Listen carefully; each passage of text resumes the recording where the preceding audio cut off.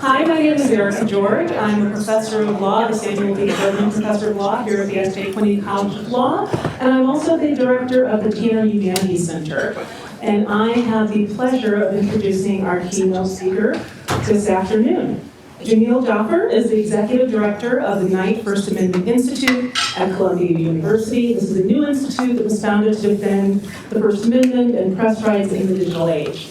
I'm actually going to direct most of my introductory remarks about our speaker to his earlier work and how it's led him to be doing the work that he is doing now. In a prior life, he was the American Civil Liberties Union director of the ACLU Center for Democracy. And it was there that he oversaw the ACLU's work relating to free speech, privacy, technology, national security, and international human rights. More significantly, the litigation that he did for the ACLU opened up America's eyes to the conduct of our government. It was, I think, essentially his work that helped us better understand the emergence of a national security state, and it was First Amendment rights and freedom of expression, freedom of information and asked requests that he successfully garnered that gave us more information about what our government was doing, and essentially the role of speech and access to information in shaping our democratic discourse around what a responsible government does and does not do, and the implications of this for human rights, not just in our country, but globally. It was his work that led us to better understand enhanced interrogations techniques. It led us to understand more about targeted killings. It started a conversation that ultimately shaped policy. So he litigated, in short, some of the most significant litigation that we had around rights issues in the post-9/11 era. And the New York Times, our paper of record, described that work as some of the most successful history in public disclosure ever done. And public disclosure enables us to responsibly participate in self-governance. The First Amendment principles and values that we protect also the rights of information gathering and reportage. So his work from its inception, and I would suggest to the students in the room, this is someone to really look to. He's a lawyer's lawyer. His intelligence, his integrity, and his courage and commitment to innovating ways that we can use the law to protect ultimately the rights that we hold fundamental have been nothing less than shaping the discourse for decades to come. And he's turned his attention now to the digital age. This is incredibly important work. He's on the cutting edge of it. We are going to hear from him today about journalism. Yes, about this. But I think it's important that you know and appreciate the range of work that he's done. It's nice that he's coming between our morning sessions, which dealt with news gathering, information, disinformation, and the digital age. And this afternoon, we'll be talking about what it is to be a private actor, having tremendous impact on public discourse and what gets out in our public sphere. So he collapses notions of public-private distinctions. He's wide in his range of where these values can be implemented, where they're impacted. He's a global lawyer, truly. So he self-describes as not just a civil liberties lawyer, but a human rights lawyer. Those are universal. Those are for everyone, everywhere. And I'm glad he's here with us today. So join me in thanking him and welcoming him to the podium.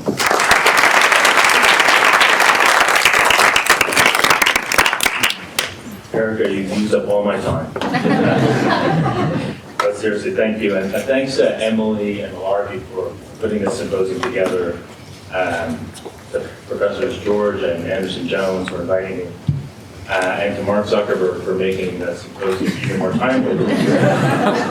So I want to talk about digital journalism and what is sometimes called, for better or worse, probably worse, the digital public square.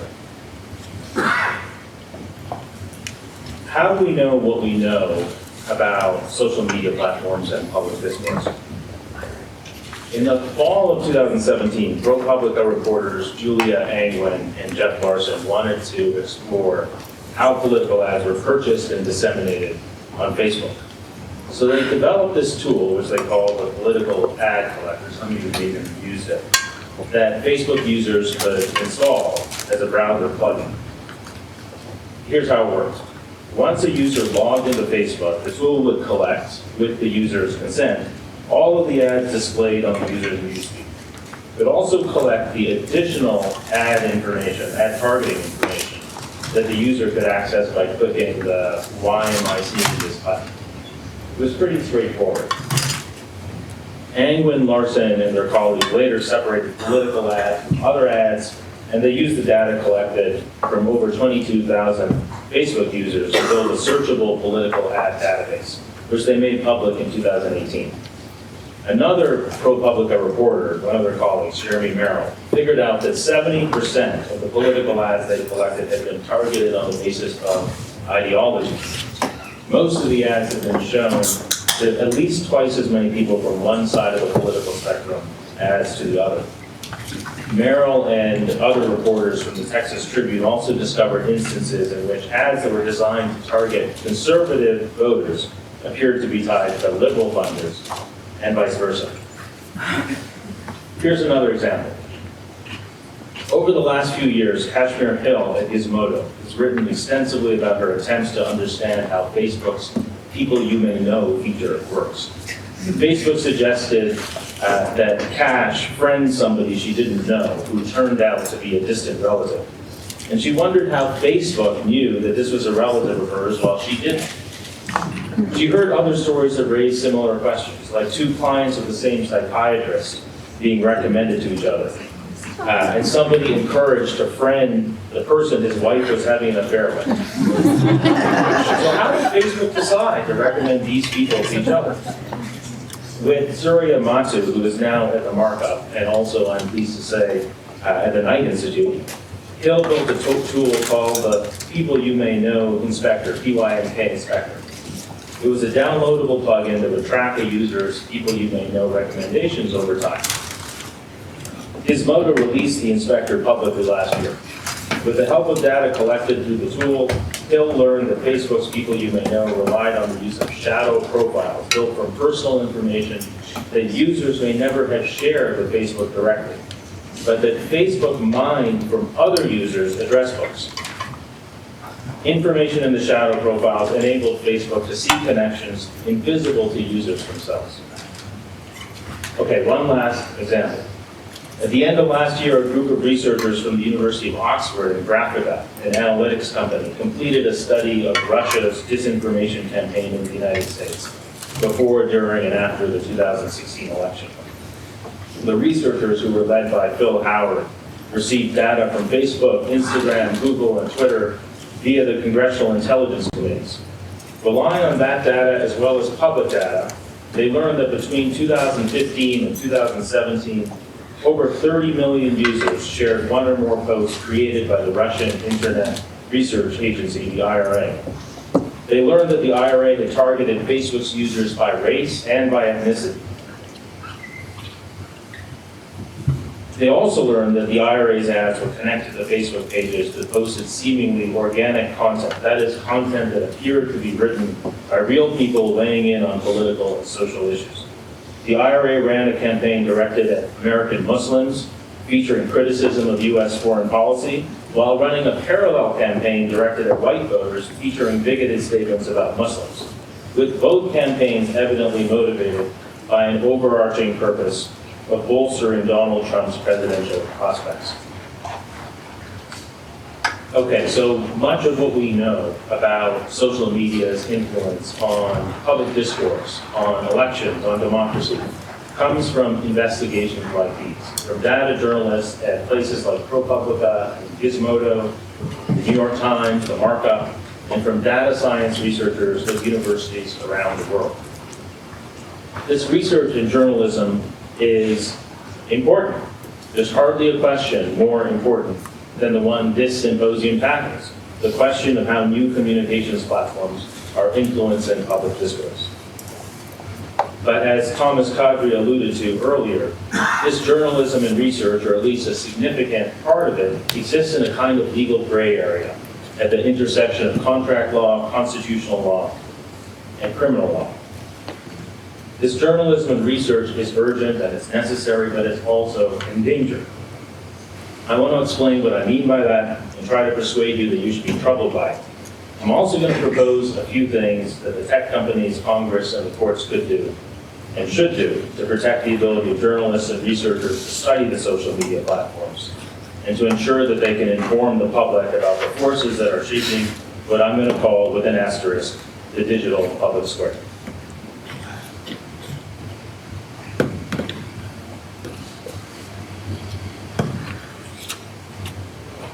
To fully appreciate the importance of the kind of journalism and research that I just described, you need to appreciate the role that social media companies are playing in structuring our lives and our societies. Some of you in this room are experts in this topic, and I apologize for telling you things you already know. You can scroll through TikTok or whatever the next one. But for the rest of you, let's pause to consider the scale of these companies and the role they're playing. Google's YouTube has a user base of about 2 billion people. Those users will have uploaded 500 hours of new content in the time it takes me to speak the next 5 sentences. Facebook's user base is about the same, 2 billion people, of whom 200 million are inside the United States. These are some of the largest corporations in the world, and through their human and algorithmic decision-making, they have immense influence on how their users engage with one another and with the communities around them. It's no accident that stories about political polarization, filter bubbles, election integrity, the spread of disinformation online, voter suppression in Brazil, mob violence in Sri Lanka, and even ethnic cleansing in Myanmar have social media platforms as their common denominator. These platforms have a powerful, if often invisible, influence on the digital public square, and through that influence they affect societies all over the world. How does this influence work? In an article published last year, Kate Klonick argued that the social media platforms should be thought of as systems of governance, because they're now the principal regulators of speech that takes place online. Through their control over the digital public square, the platforms are exercising power we ordinarily associate with state actors. One facet of this power, the facet that Klonick explores, usually goes by the phrase content moderation, by which we usually mean the determination of which speech should be permitted on these privately controlled platforms and which shouldn't be. Facebook, for example, routinely removes user content that shows graphic violence or nudity, as well as hate speech, as Facebook defines it, and speech glorifying terrorism. The other major platforms have similar policies. As we all know, there's an ongoing debate about the ways in which the companies are exercising this power, whether they're taking down too much speech or too little, or perhaps even both. This debate is important because it's increasingly the platforms rather than governments that delineate the outer limits of public discourse. And also because the platform's power to censor isn't subject to constitutional or regulatory restraint. But content moderation, at least in the narrow sense of that phrase, hardly begins to describe the platform's influence.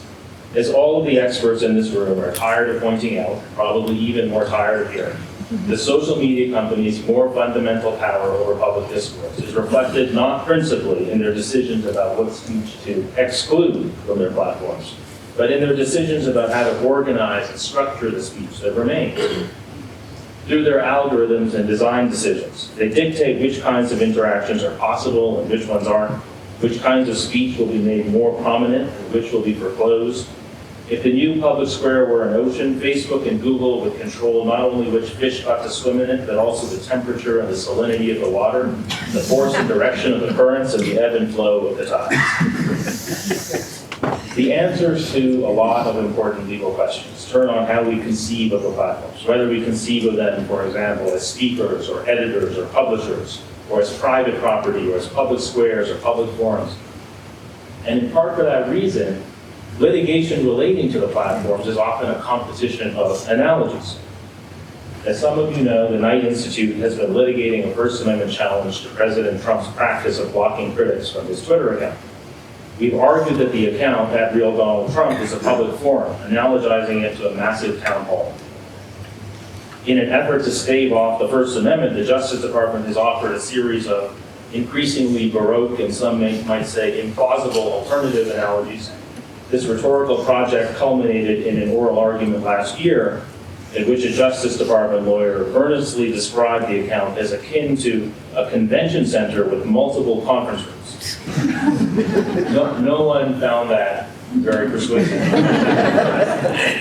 To be fair, though, even the Supreme Court has had trouble pinning down exactly what the social media platforms are.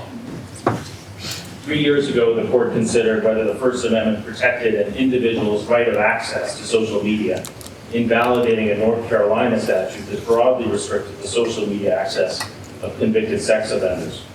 The decision was unanimous, but Justice Kennedy, who wrote the court's opinion, and Justice Alito, who concurred in it, disagreed about whether the platforms could fairly be described as the modern public square. At some level, both justices seemed to understand that the conceptual vocabulary available to them was inadequate. Justice Kennedy wrote, while we now may be coming to the realization that the cyber age is a revolution of historic proportions, we can't appreciate yet its full dimensions and vast potential to alter how we think, express ourselves, and define who we want to be. That's vintage Justice Kennedy. Nobody knows what it means.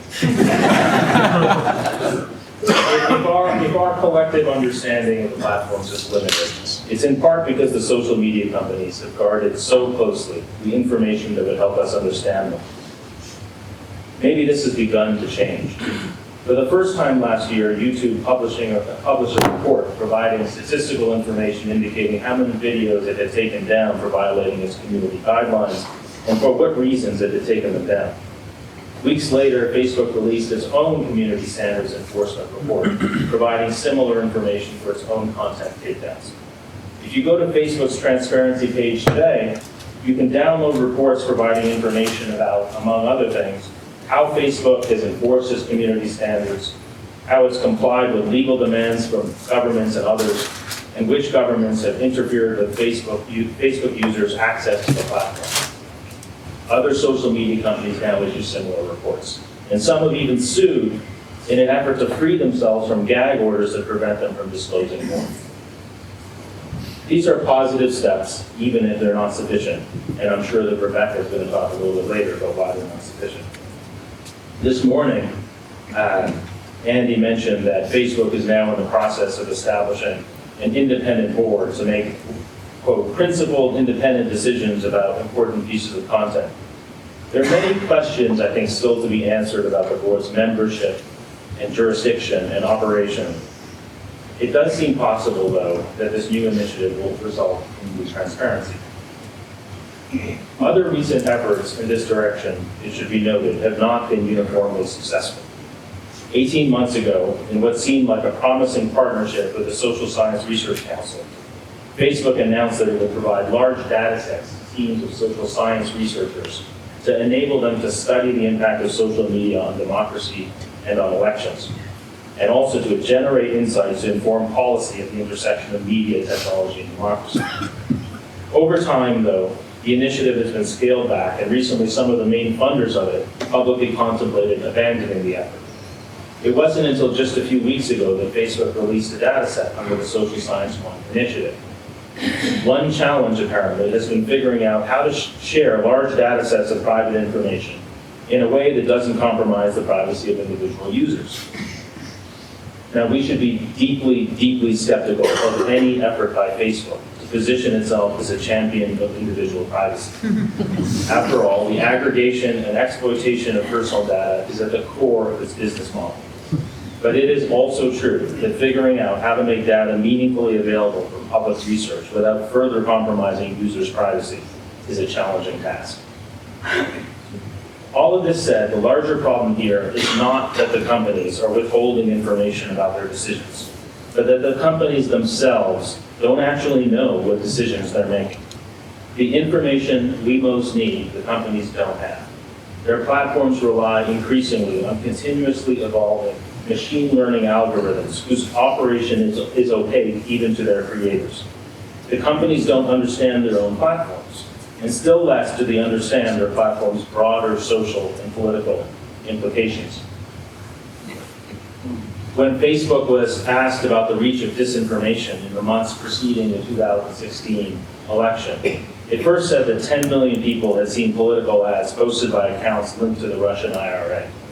Jonathan Albright, who's a researcher at Columbia, then reported that 6 Russia-linked pages alone had reached 19 million people. Last year, Facebook conceded that content posted by Russia-linked accounts had reached as many as 126 million people. If Mark Zuckerberg's testimony to Congress last year demonstrated anything, it's that Facebook is a black box, even to Facebook. Zuckerberg has sometimes acknowledged this himself. In a recent interview, he conceded, "It's tough to be transparent when we don't first have a full understanding of the state of some of the systems." Against that background, we should recognize that independent journalism and research about the social media platforms is extraordinarily valuable, and that obstacles to this kind of journalism and research are especially problematic. I'd go further. To the extent these obstacles impede us from understanding the forces that invisibly shape public discourse, they're best thought of as obstacles to self-government. We should view them, I think, in much the same way we view laws preventing us from reading federal statutes, or attending congressional hearings, or accessing judicial opinions. They impede us from understanding the forces that govern us.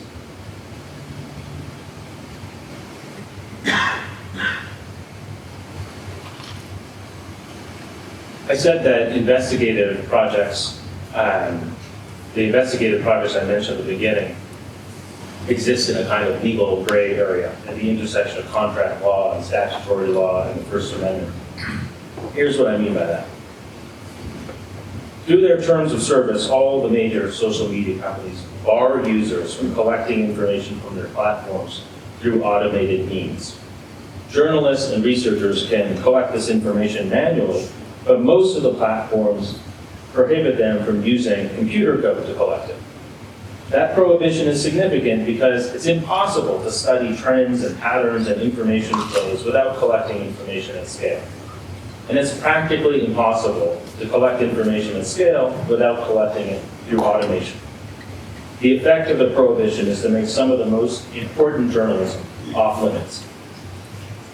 Some platforms, including Facebook, also prohibit the use of temporary research accounts, the kinds of accounts that would allow journalists and researchers to probe the platform's algorithms and to better study issues of discrimination and disinformation. This prohibition, too, prevents journalists and researchers from doing work we need them to do. These impediments are substantial in themselves, but they're made even more so by a federal statute called the Computer Fraud and Abuse Act. The Justice Department understands that statute to impose civil and criminal penalties on those who violate the platform's terms of service. On the Justice Department's reading, the law makes it a crime for a journalist or researcher to study the platforms using basic digital tools. The very existence of the law discourages journalists and researchers from undertaking projects that are manifestly in the public interest. Projects focused on, for example, the spread of disinformation and fake news, political polarization, and unlawful discrimination in advertising.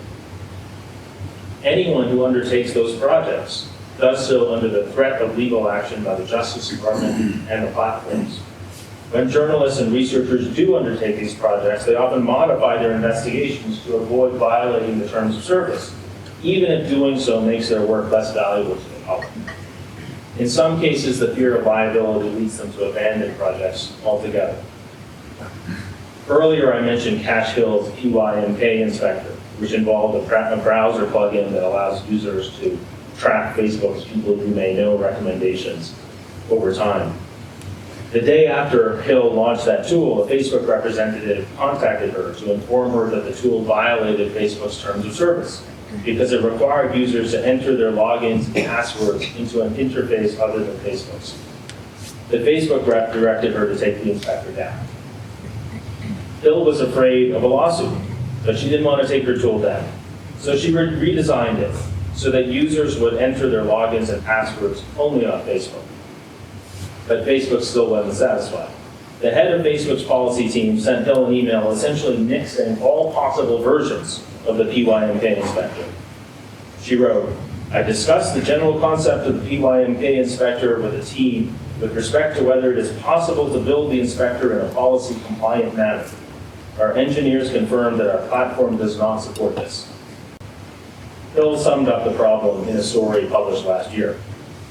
quote, Facebook is happy to have users hand over lots of data about themselves, but it doesn't like it when the data flows in the other direction. Bill is right. Let's acknowledge that the companies have good reasons for generally prohibiting the use of digital tools on their platforms.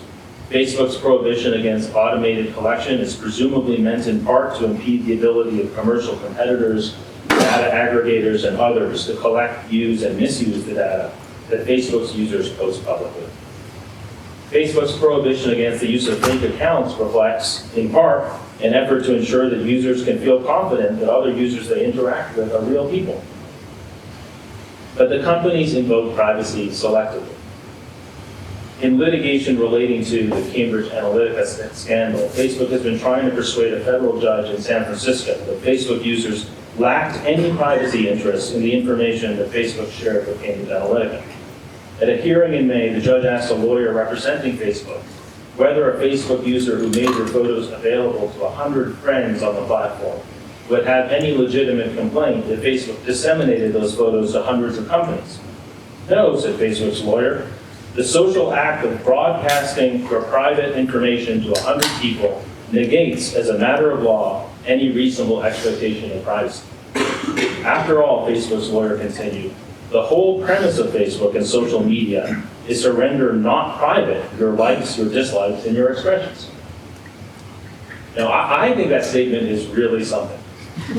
When journalists and researchers want access to Facebook's data in order to inform the public about pathologies on Facebook's platform, Facebook says it really wishes it could help, but facilitating journalism and research would compromise its users' privacy interests.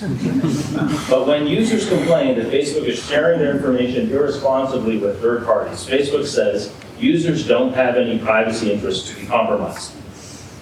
One could be forgiven for concluding that Facebook regards user privacy not as an interest to be protected, but as an argument to be deployed tactically when users' privacy interests happen to coincide with Facebook's commercial ones. But let's leave Facebook's selective defense of privacy to the side. The important point for present purposes is that Facebook's terms of service are impeding journalists and researchers' ability to study, understand, and report about the platform.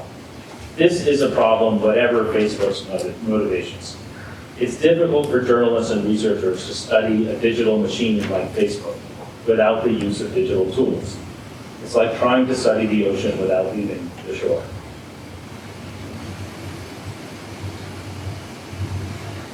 Okay, I want to return to something I said earlier, that we should think of independent journalism and research about the platforms as especially valuable, and that we should think of obstacles to these things as especially problematic. Yesterday, Mark Zuckerberg mentioned New York Times versus Sullivan. I want to talk a little bit about that case too. I have a different angle on it. Okay, so New York Times versus Sullivan was a 1964 case that established crucial First Amendment protections that American publishers rely on even today. That case, as many of you know, arose out of an advertisement in the New York Times that solicited contributions for the Committee to Defend Martin Luther King and the struggle for freedom in the South. The ad accused certain public officials in the American South of harassing civil rights activists and using violence to suppress peaceful protests. L.B. Sullivan, who was the Public Safety Commissioner of Montgomery, Alabama, filed a libel suit against 4 of the clergymen who had signed the ad and against the New York Times, which had published it. The case was tried in Alabama, and the jury awarded $500,000 in damages, but the U.S. Supreme Court reversed. In his opinion for a unanimous court, Justice Brennan explained that the First Amendment was intended first and foremost to ensure the freedom of public debate on what he called public questions. Quoting an earlier case, he wrote, "The maintenance of the opportunity for free political discussion to the end that government may be responsive to the will of the people is a fundamental principle of our constitutional system." And in his opinion's most celebrated passage, he invoked the United States' profound national commitment to the principle that debate on public issues should be uninhibited, robust, and wide open. Justice Brennan was focused in particular on speech critical of government, because the case before him involved that kind of speech. But the key insight behind his opinion has broader implications. The insight is that the First Amendment was intended most of all to protect the speech necessary to self-government. Or as Harry Calvin Jr. put it in a now famous essay published just a few months after New York Times versus Sullivan was decided, the central meaning of the First Amendment is to protect, quote, the speech without which democracy cannot function. Now, it hardly needs to be said that there is a large distance between the question that was presented to the court in New York Times versus Sullivan and the questions that I've been talking about today.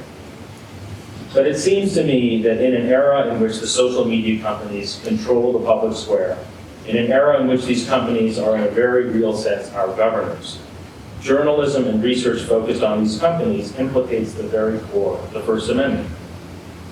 Journalism and research that help us better understand the forces that shape public discourse. Is speech essential to self-government? It's what the First Amendment is for. Okay, in my last few minutes, I want to offer a few preliminary and very tentative thoughts about what the companies, the courts, the legislators could do better to protect the kind of journalism and research I've been describing, and more generally to ensure that the public gets the information it needs in order to understand the new public square. So if we were all committed to those goals, what kinds of policy reforms might we ask for? We could start by asking the companies to be more transparent about the ways in which they're shaping public discourse. As I've already said, the companies have taken some promising steps over the past year. Some of them have said they'll take more over the next few months. We need platforms to be transparent, though, not about more than just takedowns. What kinds of speech and associations are they privileging through their algorithms, and what forms does that privileging take? Senators Cory Booker and Ron Wyden have proposed legislation that will require major technology companies to assess whether their algorithms are biased and discriminatory and work with the FCC to address those kinds of problems. Whether that particular proposal will move forward, I'm not sure, but the concept seems like a good one to me. A second possible avenue for reform would involve strengthening protections for corporate whistleblowers. Last year, more than 1,000 Google employees signed a letter calling on Google's leadership to disclose more information about Project Dragonfly, the company's effort to build a search engine that would accommodate the Chinese government's demands for censorship. The letter, which was leaked to the media, led to the increased legislative and public scrutiny of Google's work in China. A Google research scientist, Jack Paulson, later resigned from the company and told the New York Times that Google's resurrection of Project Dragonfly constituted, quote, a catastrophic failure of the internal privacy review process. A prototype, he said, allowed a partner company in China to view a person's search history based on his or her phone number, and it censored content about high-level officials as well as about topics including air quality. So what could we do to open up more space for employees of Google and Facebook to share information like that in appropriate circumstances with regulators, legislators, and the media? The protections that exist now are narrow and limited. The National Labor Relations Act supplies some protection to employees who join together in advocacy relating to workplace conditions. The Sarbanes-Oxley Act protects employees who report violations of the security laws to federal agencies, members of Congress, or supervisors. And in some circumstances, misrepresentations relating to the privacy laws might amount to violations of the security laws. Other countries, though, including South Africa and Australia and Sweden, offer whistleblowers broader protection, including protection against retaliation for certain disclosures to the media. If we were to consider expanding whistleblower protections here, we'd want to think through what kinds of disclosures should be protected, to whom the disclosures should be made, and how to strike a sensible balance between the public interest in exposing problematic practices and the private interest in protecting confidential information. But it seems to me that trying to answer these questions would be worth the effort. Here's a third possible avenue for reform. We could ask the social media companies not to enforce their terms of service against those who use digital tools on their platforms in the service of bona fide journalism and research. Last year, the Knight Institute proposed to Facebook that it establish a safe harbor that would protect certain investigative projects that would otherwise violate the terms of service. The safe harbor would be available only to projects meant to inform the public about matters of public concern, and only where the journalist or researcher responsible for the project took steps to protect the privacy of Facebook's users and the integrity of Facebook's platform. After we proposed the safe harbor, more than 200 researchers signed a letter endorsing it. But our negotiations with Facebook for the proposal have stalled, with Facebook indicating that it won't ever permit scraping on its platform, whatever the motivation or context. Now, perhaps Facebook will come around. Other companies, including Dropbox and Tesla and Mozilla, have established safe harbors for those who violate terms of service to identify security vulnerabilities. And the data privacy regulation that went into effect last summer in Europe supplies a conceptual framework for a broader safe harbor along the lines of what we propose to Facebook. As a general matter, the new regulation places significant restrictions on the use of digital tools to collect, analyze, and disseminate information obtained from the social media platforms. But the regulation also encourages individual countries to exempt journalism and research from those general restrictions. A handful of countries, including the UK, have already recognized exemptions of this kind. European privacy legislation, in other words, distinguishes between those who use digital tools for private or nefarious purposes and journalists who use those tools to inform the public about matters of public concern. What if Facebook and the social media companies decline to establish safe harbors and instead continue to obstruct journalism and research focused on their platforms? Here's a fourth possible avenue for reform. We could ask courts not to enforce the company's terms of service against those who responsibly use digital tools in the service of bona fide journalism and research. As a general matter, of course, courts enforce contracts as written, and as a general matter, they should enforce terms of service too. But there are contexts in which courts decline to enforce contractual provisions that conflict with public policy. Often those cases involve contractual terms whose enforcement would disable democratic institutions or processes. Those cases seem relevant here. For reasons I've already explained, journalism and research focused on the social media companies is of special democratic importance because of the role that these companies play in shaping public discourse.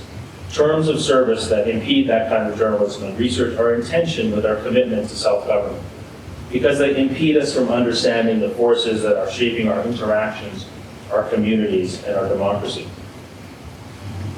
The final possible avenue for reform in this sphere. We could ask the courts to construe the Computer Fraud and Abuse Act narrowly so that it doesn't interfere with the kind of digital research and journalism we've been talking about. Two recent cases provide some reason for optimism on this front. One is Sandvig v. Barr, which involves a challenge to the CFAA brought by researchers who want to study discrimination on housing and employment sites. The other case is HiQ versus LinkedIn, a case in which the Ninth Circuit adopted a relatively narrow construction of the CFAA that might incidentally end up opening up some space for journalism and research. Again, these cases are promising, but it's also unfortunate that it's fallen to the courts to protect journalism and research in this context. If Congress weren't preoccupied with other issues, perhaps we could ask it to amend the CFAA to clarify that the statute doesn't reach investigative projects of the kind described in the Knight Institute's Safe Harbor. The reforms I just described wouldn't fully address the problems we've all been talking about today. I don't mean to suggest that these reforms would be substitutes for example, comprehensive privacy regulation, or targeted regulation meant to protect the integrity of elections, or antitrust action against companies that exploit monopoly power to the detriment of competition or broader democratic interests. The reforms I've described wouldn't be a substitute for any of those things.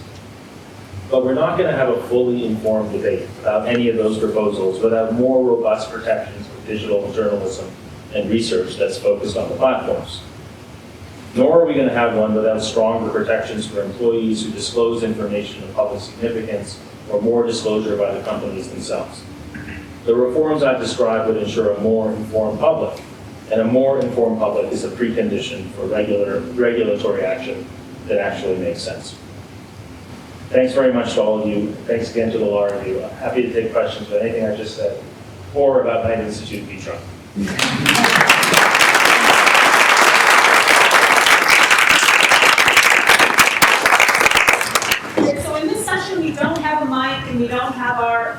but we do have time for a few questions. So if you do have a question, I'm going to invite you to stand up and shout it out loud.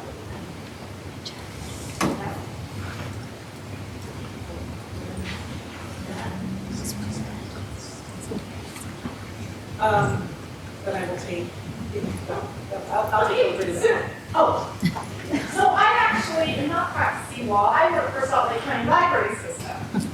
But the library system in some ways is unique from the rest of the county because of information.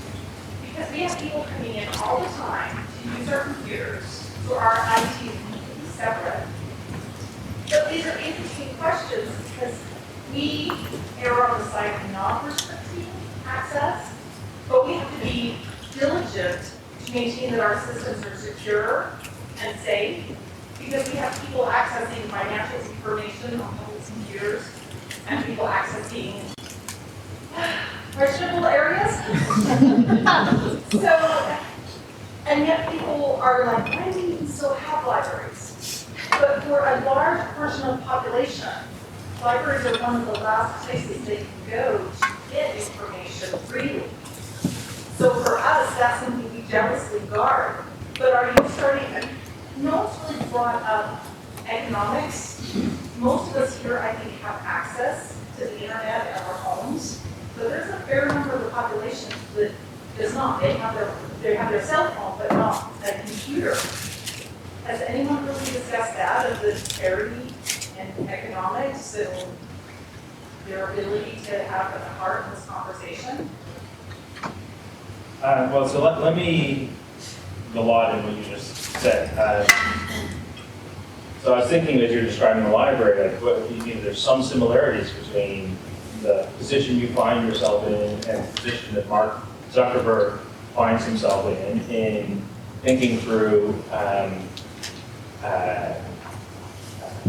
who should have access to this information and what that access should look like. And you were describing, drawing distinctions between people who are looking for access for one purpose versus people who are looking for access for a different purpose. And this is a very high level of abstraction, but that's essentially what we are proposed, what the Knight Institute is proposed with the safe harbor like Facebook is.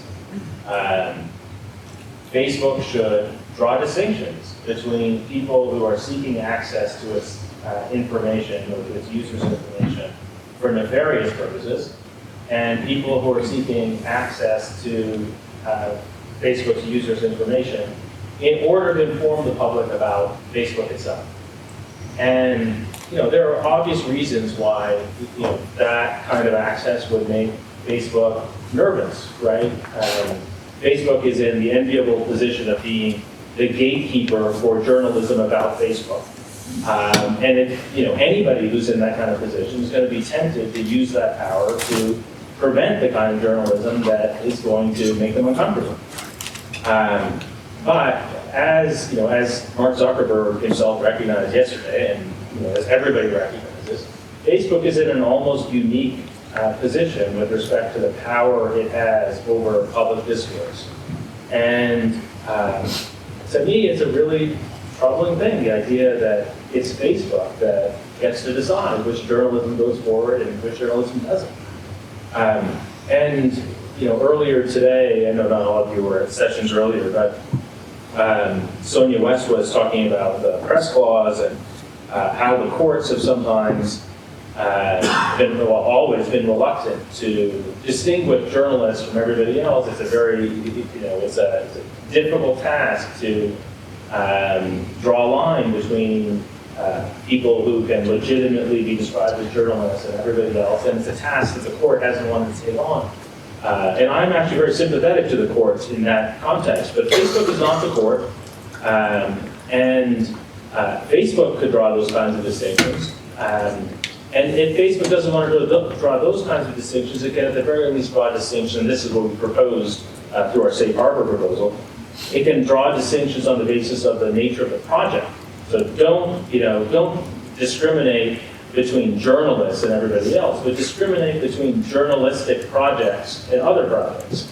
And I'm not going to pretend that that category is easy to define either, but it does take away some of the problems associated with defining journalists. And in this particular context, I don't see a solution that doesn't involve trade-offs of one kind or another. There are privacy interests, there's the public interest in knowing more about how Facebook works.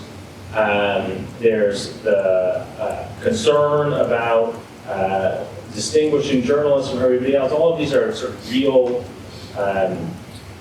difficult questions to be grappled with. But we have to decide, we have to make some trade-offs. Where we have to come up with a way to accommodate the public's right to know in the best way we can, while protecting individual privacy in the best way we can.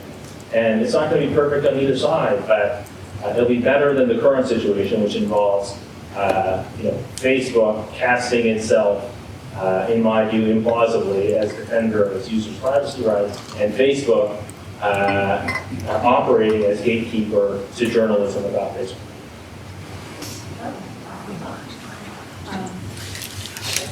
I think what we'll do is take all three of the hands that I saw at once, since we're completing at 1:30, and then we can select them all.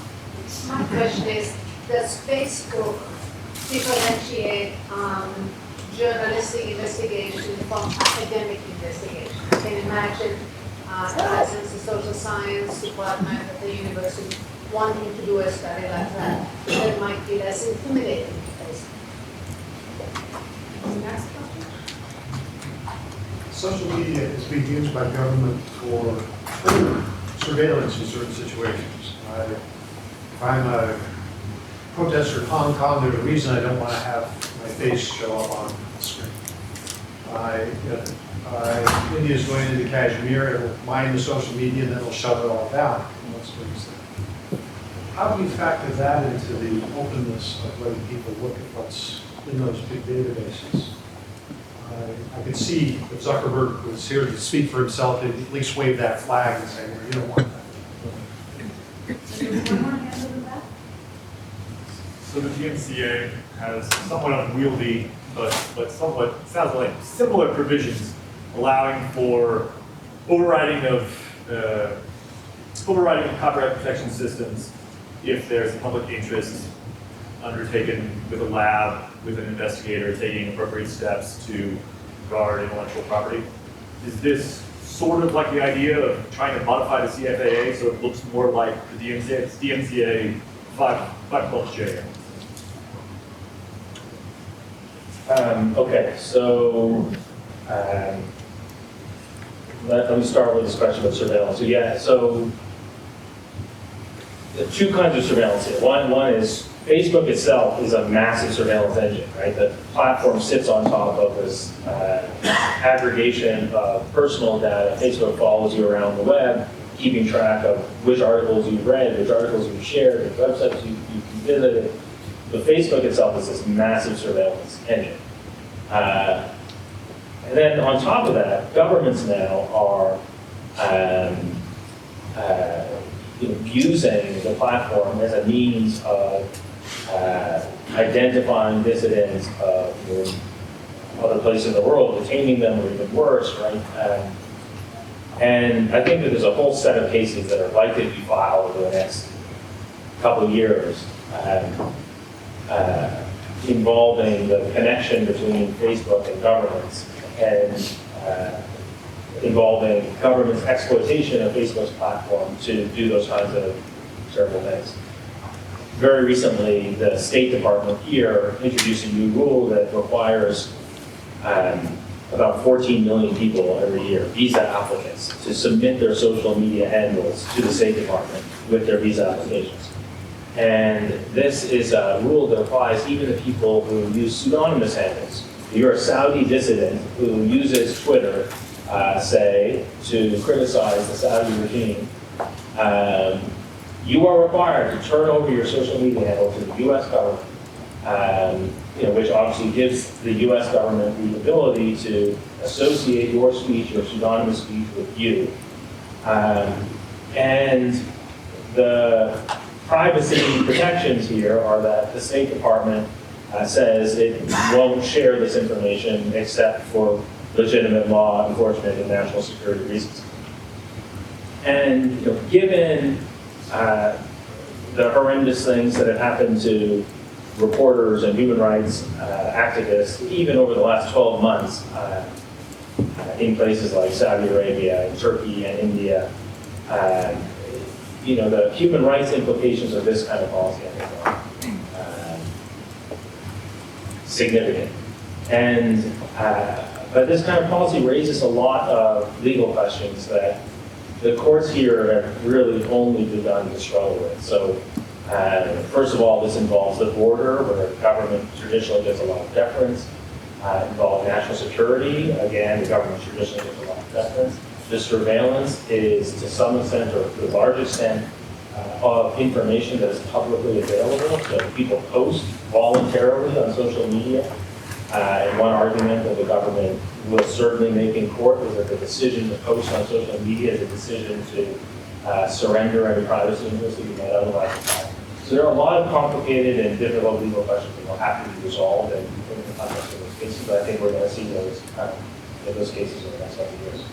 On the question of are there social science, are there research projects that Facebook will be more comfortable with? Yes, absolutely. There are researchers who have approached Facebook directly, and Facebook in some contexts has been willing to, they have a phrase for it, I think they're called, I may have this slightly wrong, with managed relationships, where Facebook knows the project in advance or knows the researchers in advance and knows the general scope of the project, and Facebook then approves the project, right? And some of that work is important, and we've learned important things through that work, and I don't want to suggest that it's, as a category, not valuable. But those are projects that rely on Facebook's prior approval. And it seems to me that there's another set of projects that whose value turns on the fact that Facebook didn't get prior approval. And those are the ones that we are focused on through the state project. I don't know enough about the DMCA to go answer that question. I've never thought of that. All right. There's perhaps time for one more. Jameel, take a break. I have a question that I think might be formative to the kinds of solutions that we want to generate in this cross-disciplinary group. It occurred to me as you were speaking about the Knight Institute's sort of agenda, right? The way that you think about the way you spend your limited resources and the issues that you tackle, sort of thinking about how to prioritize the sort of vast list of issues and problems that exist. And one of the things that really struck me about the thing you focused on, right, the safe harbor, it strikes me as a good foundational project because, right, if you can clear the way to get more information, then you can sort of tackle other issues in more informed ways. I'm wondering if you can speak a little to why an additional priority was Knight versus Trump. In what way did you think of the of tackling the president's Twitter feed and his blocking people from accessing that feed as equally foundational, or did you? Yeah. So we took on that case for a number of reasons, some of which will register at the level of principle, and others at lower, at the level of maybe organizational tactics. So this is the way that public officials now communicate with their constituents, right? It used to be physical town halls, city council meetings, and over the last decade, that has shifted dramatically towards social media. And now, there are very few public officials who don't use their social media accounts as their primary means of communicating with their constituents. And they share information with their constituents, they hear their constituents' opinions, they effectively host discussions with constituents through their social media accounts. And we saw President Trump operating, arguably the largest digital age town hall there is, and doing what the First Amendment very clearly prohibits, excluding people on the basis of viewpoint, right? And we thought it was a good opportunity to establish the application of this body of law, the public forum doctrine, to social media, or to public officials' accounts on social media. That was the main reason we took on that case. There's also, in some ways, an easy, the facts were very good, right? There was no question that President Trump was excluding people on the basis of viewpoint. The factual record, could not have been any clearer. Whereas in other cases, it's more complicated. People exclude speakers for multiple reasons, one of which might be viewpoint, but the speaker also did something that the First Amendment doesn't protect, right? Or a speaker was excluded for what could conceivably be described as a threat, right? And those cases are factually complicated, and so not as appealing for people who are trying to do impact First Amendment litigation. So one reason we took on the case is because the principle seemed important, seemed like we could make a big difference. If we could win this case, we could make a big difference to the way that many other public officials were using their social media accounts. But also we were a new organization. Nobody had heard of the Knight Institute. We were founded just 3 years ago. And, we wanted to do something that people would notice. And people love talking about Trump and Twitter and the First Amendment. This was the intersection of all those things. So. Well, please join me in welcoming. Thank you.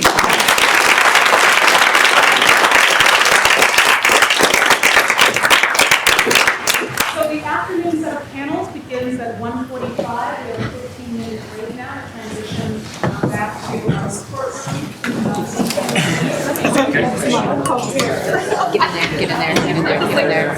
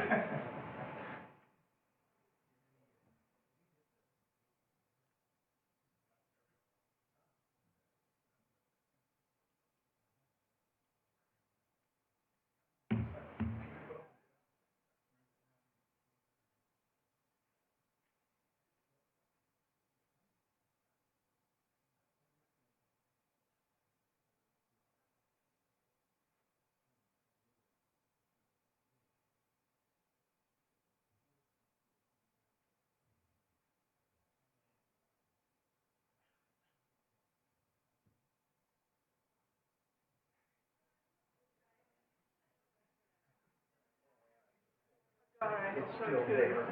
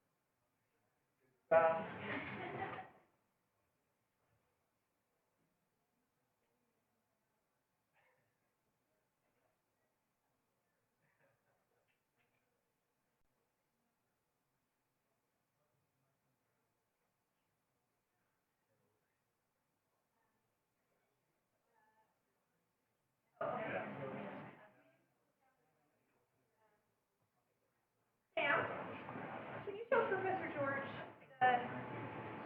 the gist of Slido? Absolutely. Super easy, Aaron. So easy.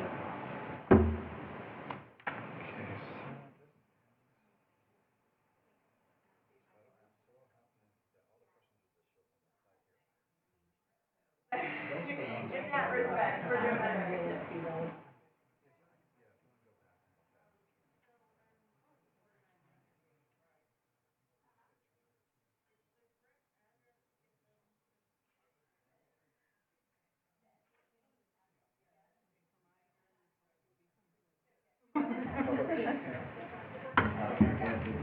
Oh, there it is. Yeah, just turn it. So we've got PowerPoint ready. Great. But you have some notes on your PowerPoint? Yeah, I have that on my computer too, so I can just read the notes. But yeah. Okay, yeah, as long as you have them on your person, because otherwise, You can't see them in. yeah, you have to stand at the podium and use the laptop, but if you've got them demonstrating, we just give you a question. That would be perfect. Yeah, that would be easy. So, same thing I was telling Jason, do you have some notes on your PowerPoint? Oh, yeah, I don't think those, I think the notes. Oh, okay. Because if you want to, like, if you yourself want to see the notes, you can. Oh, okay, yeah, no, I don't, yeah, I'm not sure if the notes even. Oh, over there. Are you going to be presenting from the bench here? Well, yeah, that's just the question. Yeah, so he was saying, because he's got his personal computer, you can see his notes on, so he can use the clicker, and then he would just. All right, so. Oh, okay, so he'll be presenting from here. So, yeah, so it's gonna go Evans first, and then Andrew, and he's got slides, so he'll present first, and then he'll pass the clicker on. Did you want to go to the podium to present? Okay. And we can see it there anyway. Yeah. Right here, yeah. We can see what the audience sees. So everyone's gonna click. Cool. So First. just have a pass around. Okay. So- Yeah.